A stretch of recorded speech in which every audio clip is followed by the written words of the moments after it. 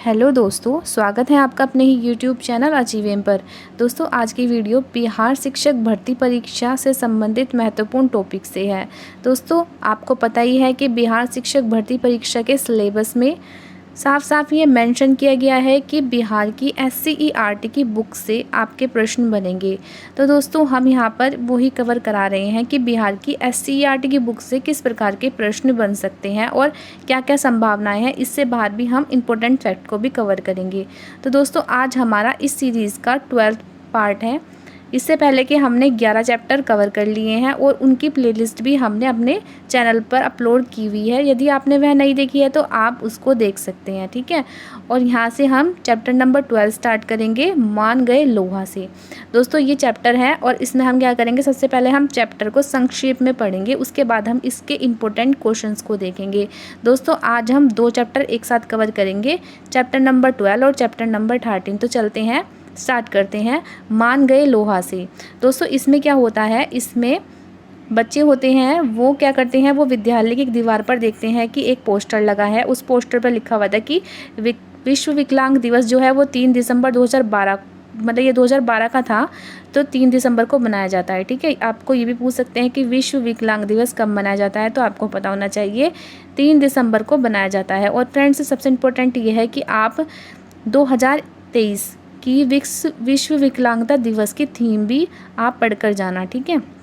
ये काफ़ी इम्पोर्टेंट है।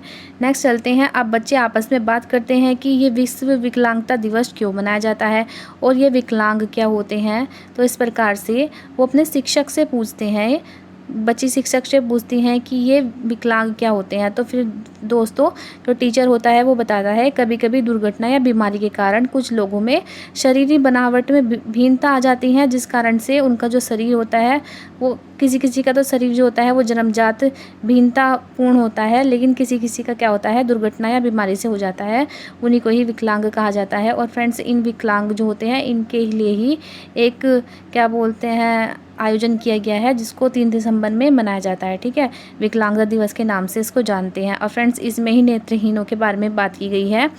नेत्रहीन जो है, नेत्रहीन बच्चों के लिए विद्यालय में कैसे पढ़ाया जाता है, इस बारे में बात की गई है। फ्रेंड्स, यहाँ पर देखिए, आप एक विकलांग बच्ची को देख रहे हैं जिसके हाथ नहीं है और जो क्या कर रही है, पैरों से ही लिख रही है। और फ्रेंड्स, जो नेत्रहीन होते हैं उन बच्चों के लिए इस तरह के विद्यालय होते हैं जहाँ पर ब्रेल लिपि के द्वारा उनको शिक्षा दी जाती है, ठीक है। और फिर वहाँ के हॉस्टल भी होते हैं। फ्रेंड्स, यहाँ के जो प्रधानाध्यापक हैं, तो क्या होता है, बच्चे जो होते हैं वो एक ऐसे विद्यालय में जाते हैं जहाँ पर नेत्रहीन बच्चों को पढ़ाया जाता है। राजकीय नेत्रहीन आवासीय विद्यालय नाम होता है इसका। तो बच्चे अपने दादाजी के साथ नेत्रहीन विद्यालय में जाते हैं, तो वो देखते हैं कि वहाँ के जो प्रिंसिपल हैं वो भी नेत्रहीन हैं, ठीक है। और फिर वहाँ पर वो हॉस्टल में भी घूमने जाते हैं। हॉस्टल में देखते हैं कि सब बच्चे अपना अपना काम कर रहे हैं, कोई अपने कपड़े धो रहा है, कोई मतलब सभी अपना कार्य कर रहे हैं अच्छे से। और फ्रेंड्स, उनके वो क्या करते हैं, वो मतलब गीत भी गाते हैं, गीत संगीत सारी प्रतियोगिताएं, सभी प्रकार की प्रतियोगिता भी होती हैं वहाँ पर, और जिसमें उनको अवार्ड्स भी मिलते हैं। तो इस प्रकार से इसमें बताया गया है। और फ्रेंड्स, इसमें क्या होता है, ब्रेल लिपि की ब्रेल लिपि। और फ्रेंड्स, इसमें ब्रेल लिपि के बारे में बताया गया है कि ब्रेल लिपि जो होती है उसमें 6 बिंदु होते हैं। तो आपसे ये भी पूछ सकते हैं कि ब्रेल लिपि में कितने बिंदु होते हैं, तो कितने बिंदु होते हैं, 6 बिंदु होते हैं ब्रेल लिपि के अंदर, जो कि उभरे हुए होते हैं, जिनसे नेत्रहीन बच्चे जो होते हैं वो उभरी हुई बिंदुओं पर उंगलियां लगाकर स्पर्श करते हैं, उससे वह समझते हैं कि यह क्या लिखा है, ठीक है। इस प्रकार से वह बच्चे पढ़ते हैं। अब फ्रेंड्स, इसमें यही था। और यहाँ पर इस सबसे ज़्यादा इम्पोर्टेंट यही है कि 3 दिसंबर को विश्व विकलांगता दिवस मनाया जाता है। अब दोस्तों, जब विकलांगता दिवस वाले दिन क्या होता है, बच्चे भी देखते हैं, तो क्या होता है, वहाँ पर जितने भी बच्चे प्रतियोगिता में भाग लेते हैं वो कैसे होते हैं, वो शारीरिक विकलांग होते हैं, ठीक है। और कुछ ना कुछ प्रॉब्लम होती है उनके, कोई नेत्रहीन होता है, किसी का हाथ नहीं होता है, किसी का पैर नहीं होता है, कोई पोलियोग्रस्त होता है। इस प्रकार के बच्चे होते हैं जो कि इस प्रतियोगिता में भाग लेते हैं। तो फिर एक बच्चा होता है जो पोलियोग्रस्त होता है, जिसका नाम होता है इकबाल अहमद। और फ्रेंड्स, उसने क्या किया था, उसने सबसे ज़्यादा पुरस्कार लिए थे, इसी वजह से उसको अवार्ड मिला, फर्स्ट अवार्ड, और जिससे उसके जो चेहरा था वो आत्मविश्वास और खुशी से भर गया था। तो फ्रेंड्स, क्या होता है, जो विकलांगों की प्रतियोगिता होती है, मतलब मान के चलिए इस प्रकार की प्रतियोगिता क्या करती हैं, जो शारीरिक विकारी बच्चे होते हैं उनमें भी एक उत्साह भर देती हैं, उनके जीवन में भी एक जीने की इच्छा, और उनके मन में भी ये आ जाता है कि हाँ, हम भी कुछ कर सकते हैं। तो फ्रेंड्स, इसीलिए यह शारीरिक विकलांग दिवस मनाया जाता है। और फ्रेंड्स आपने देखा भी होगा पैरा एथलीट्स होते हैं, जो पैरा ओलंपिक्स होते हैं, वहाँ पर भी इंटरनेशनल लेवल पर भी यह गेम खेले जाते हैं पैरा ओलंपिक्स में, ठीक है। अब दोस्तों यहाँ पर आपका जो चैप्टर था वो था लोहा मानना। तो लोहा मानना एक मुहावरा होता है, उसका जो अर्थ होता है वो होता है कठिन से कठिन काम कर पाने की क्षमता को मानना लोहा मानना कहलाता है, ठीक है। अब दोस्तों हम इसके क्वेश्चन देख लेते हैं। क्वेश्चन नंबर 12, चैप्टर नंबर 12 है मान गई लोहा। क्वेश्चन नंबर फर्स्ट, विश्व विकलांगता दिवस कब मनाया जाता है? 3 मार्च, 3 जून, 3 जुलाई या फिर 3 दिसंबर? इसका सही उत्तर हो जाएगा 3 दिसंबर को विश्व विकलांगता दिवस मनाया जाता है। नेक्स्ट क्वेश्चन पे चलते हैं। नेक्स्ट क्वेश्चन, नेत्रहीन लोग किस लिपि के द्वारा पढ़ते हैं? देवनागरिक, रोमन, ब्रेल या फिर ब्राही? अभी हमने आपको बताया था, तो आंसर हो जाएगा ऑप्शन 3 ब्रेल लिपि के द्वारा। जो लोग नहीं बोल सकते उन्हें क्या कहा जाता है? मूक, बधिर, लंगड़ा या फिर बहरा? तो दोस्तों जो नहीं बोल सकते उनको मूक कहा जाता है, ठीक है। नेक्स्ट क्वेश्चन है शारीरिक भिन्नता वाले लोगों को क्या कहते हैं? शारीरिक भिन्नता वाले लोगों को क्या कहा जाता है बताइए दोस्तों? दिव्यांग कहा जाता है या फिर विकलांग कहा जाता है, ठीक है। नेक्स्ट है ब्रेल लिपि की खोज किसने की थी? तो इसका जो सही उत्तर हो जाएगा वो ऑप्शन फर्स्ट लुइस ब्रेल ने ब्रेल लिपि की खोज की थी। क्वेश्चंस आपकी परीक्षा में देखने को आपको मिल सकते हैं। निम्नलिखित कथनों पर विचार कीजिए और सही उत्तर का चयन कीजिए। अब यहाँ पर आपको 4 कथन दिए गए हैं, ठीक है। जो लोग बोल और सुन नहीं सकते वे अपनी बातें दूसरों को इशारे में समझाते हैं।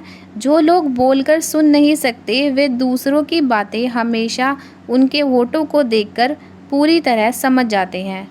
सभी की तरह जो बच्चे बोल सुन नहीं सकते उन्हें सरकारी विद्यालय में दाखिला नहीं दिया जाता है। सबकी तरह जो बच्चे बोल सुन नहीं सकते उन्हें सिर्फ खास तरह के विद्यालय में ही नामांकन दिया जाता है। तो फ्रेंड्स इसमें जो सही स्टेटमेंट है वो आपको पहचाननी है। अब आप बताइए कि कौन कौन सी स्टेटमेंट इसमें सही हो सकती है और कौन कौन सी गलत हो सकती हैं।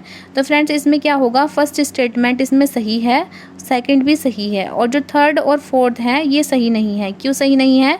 क्योंकि फ्रेंड्स इसमें लिखा गया है कि यहाँ पर दाखिला नहीं दिया जाता, बल्कि दाखिला दे सकते हैं, सरकारी विद्यालय में दाखिला दे सकते हैं, ठीक है।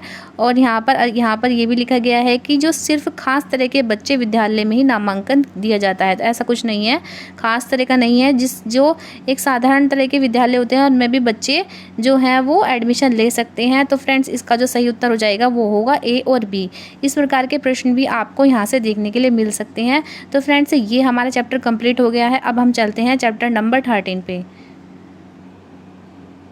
फ्रेंड्स यहाँ पर चैप्टर नंबर 13 है पानी और हम यहाँ पर पानी और हम चैप्टर को पढ़ेंगे। दोस्तों क्या होता है, पर्यावरण अध्ययन की कक्षा में शिक्षक जो होती है वो बच्चों को पानी के बारे में पढ़ा रही होती है। अब बच्चे जो होते हैं वो पानी के इस्तेमाल के बारे में बताते हैं अपने घरों की बातें। कोई कहता है कि उनका जो पानी है वो कुएं से लाते हैं। कोई कहता है हमारे घर तो 24 घंटे पानी आता है। कोई कहता है हमारे घर तो सिर्फ आधे घंटे के लिए पानी आता है, उसमें भी लाइन में लगना पड़ता है। तो फ्रेंड्स अलग अलग क्षेत्रों में पानी की सुविधा के अनुसार ही वहाँ पर पानी आता है। तो दोस्तों देख लीजिए, ये पढ़ सकते हैं आप, इस तरह के यहाँ पर वाक्य लिखे गए हैं।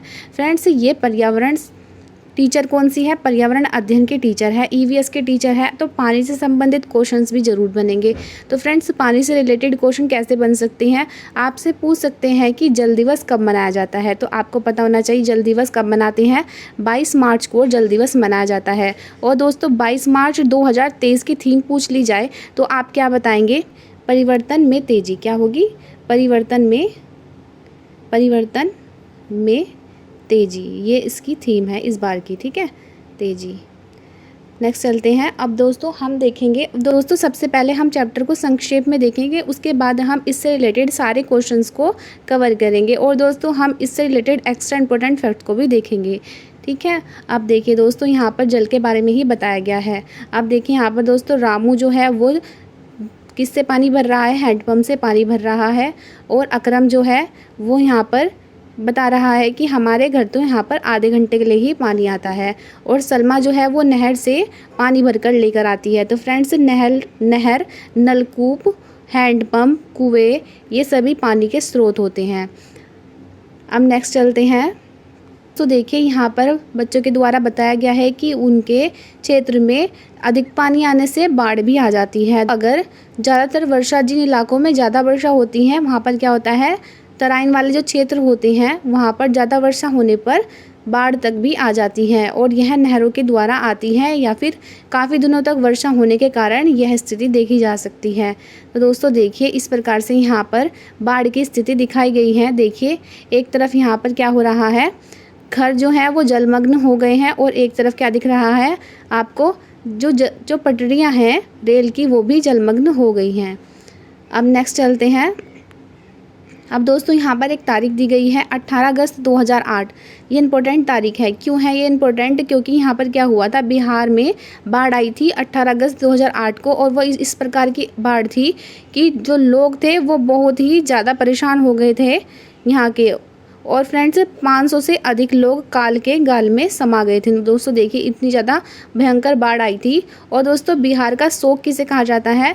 तो बिहार का शोक जो होती है वो कोसी नदी को कहा जाता है। ये भी आपसे पूछ सकते हैं बिहार का शोक। अब दोस्तों आपको एक क्वेश्चन बताना है कि चीन का शोक किसे कहा जाता है, ये आपका क्वेश्चन है। नेक्स्ट चलते हैं। अब देखिए दोस्तों यहाँ पर जिस समय यह बाढ़ आई थी उस समय की ये तस्वीरें हैं, राहत सामग्री पहुंचाते हुए और सीवर में भोजन वितरण करते हुए। ठीक है फ्रेंड्स। अब देखिए दोस्तों यहाँ पर भी मदद की तलाश करते हुए लोगों के चित्र दिखाए गए हैं।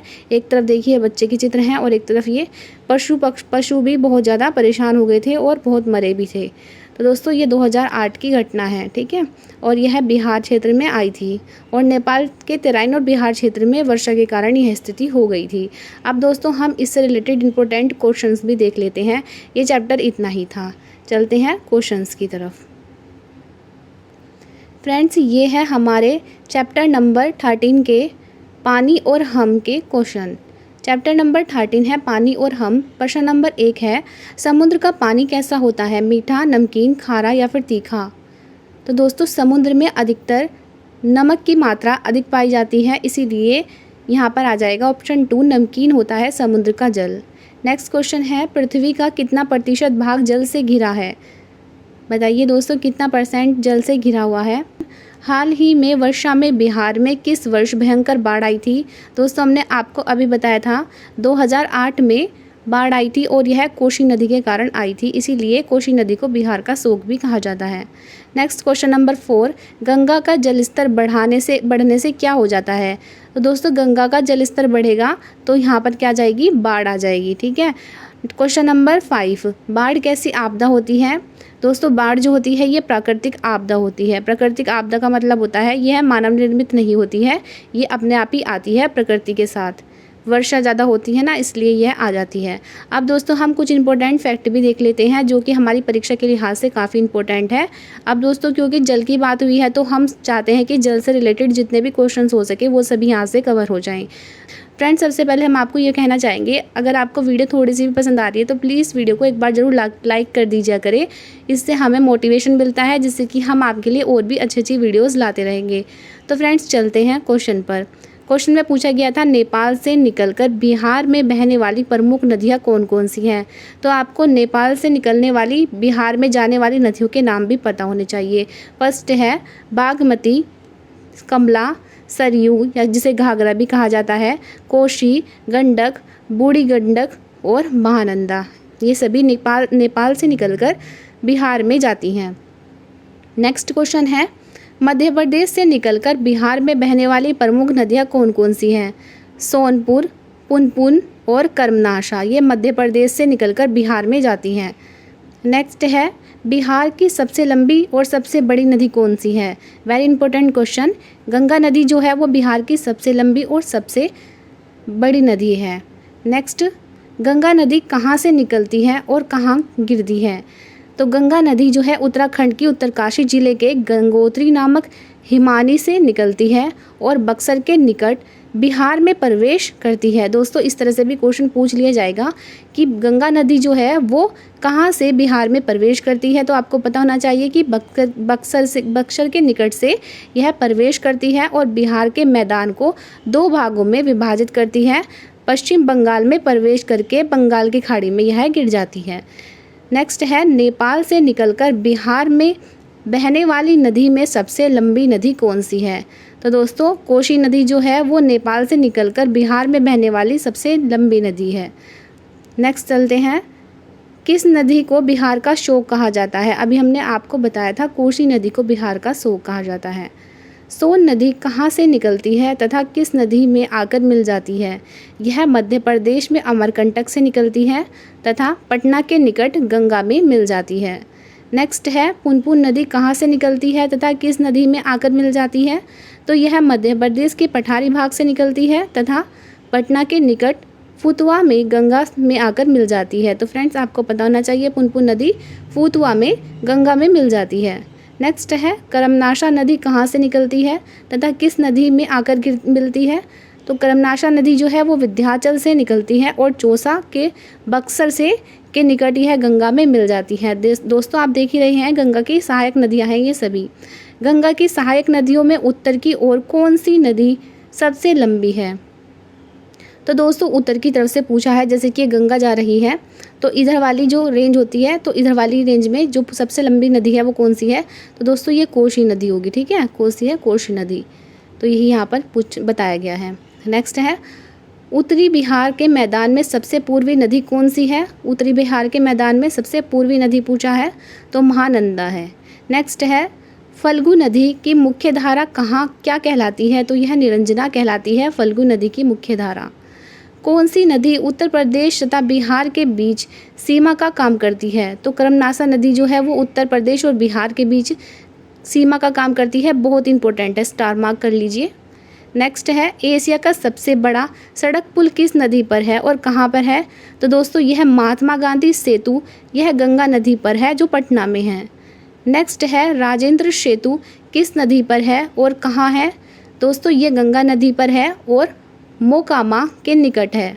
ये भी काफ़ी इम्पोर्टेंट है। नेक्स्ट चलते हैं दोस्तों, जितने भी क्वेश्चन लिए हैं काफ़ी एग्ज़ाम ओरिएंटेड हैं और इसी तरह के प्रश्न आपको यहाँ से आपकी SCERT के साथ साथ बिहार की GK भी कवर होती है। तो दोस्तों इसीलिए ये क्वेश्चंस काफ़ी इम्पोर्टेंट हैं। नेक्स्ट चलते हैं, भारत का सबसे बड़ा रेल पुल किस नदी पर है और कहाँ पर है? सोन नदी पर बिहार के डेहरी ऑन सोन में जवाहर पुल है, ठीक है। अब दोस्तों ये जो क्वेश्चंस है ये इसीलिए भी इम्पोर्टेंट है क्योंकि यहाँ पर बिहार की GK कवर होती है। दोस्तों हमारा मोटिव ये है कि आपको खाली SCERT ही नहीं, यहाँ पर हम आपको बिहार GK भी कवर कराना चाहते हैं। तो इसीलिए हमने यहाँ पर इस तरह के प्रश्न लिए हैं जो आपके चैप्टर से रिलेटेड है, ठीक है। बिहार की सर्वाधिक तीव्र जलधारा वाला नदी कौन सी है? तो बूढ़ी गंडक जो है वो सर्वाधिक जल मतलब कि सबसे ज़्यादा तेज़ी से बहने वाला जल जो है वो बूढ़ी गंगा में बहता है बिहार में। बिहार में बहने वाली गंगा नदी की सबसे बड़ी सहायक नदी कौन सी है? सोन नदी है जो बिहार की सबसे बड़ी सहायक नदी है, सोन नदी, याद रखना। नेक्स्ट है, नेपाल में नारायणी के नाम से किस नदी को जाना जाता है? तो गंडक नदी जो है वो नेपाल में नारायणी नदी के नाम से जानी जाती है। मुजफ्फरपुर किस नदी के किनारे पर बसा है? तो यह बूढ़ी गंडक के किनारे पर बसा है। नेक्स्ट है, बिहार को कौन सी नदी मार्ग बदलने के लिए कुख्यात है? तो दोस्तों कोसी नदी है और इसको बिहार का शोक भी कहा जाता है। नेपाल से निकलकर बिहार में बहने वाली नदियाँ उत्तर बिहार में सालों भर पानी क्यों रहता है? ये पूछा गया है। तो क्या है दोस्तों इसका सही उत्तर? तो दोस्तों क्या होता है, उत्तरी बिहार की जितनी भी नदियाँ हैं उनका जो निर्माण होता है वह हिमालय के बर्फ़ से पिघले हुए जल से हुआ है और बर्फ़ सालों भर पिघलता रहता है। इसी कारण से उत्तर बिहार की जो नदियाँ होती हैं वो सालों भर पानी से भरी रहती हैं, ठीक है दोस्तों। हमारा चैप्टर इतना ही था और यदि आपको ये दोनों चैप्टर अच्छे लगे हैं और थोड़ा सा भी हमारा कंटेंट अच्छा लगा है तो प्लीज़ वीडियो को एक बार ज़रूर लाइक कर दीजिए करें। और फ्रेंड्स ये भी बात बताना चाहते हैं कि हमने अब तक के 11 चैप्टर कवर कर दिए हैं कि हमने फर्स्ट पार्ट अपने YouTube चैनल पर डाल दिया है जिसमें आपको 1 से लेकर 11 तक के सारे इंपॉर्टेंट क्वेश्चंस देखने को मिलेंगे। यदि आपने वह नहीं देखी है तो आप उसको चैनल पर जाकर भी देख सकते हैं। तो नेक्स्ट वीडियो में इसका नेक्स्ट पार्ट देखेंगे। तब तक के लिए thank you and best of luck and bye bye.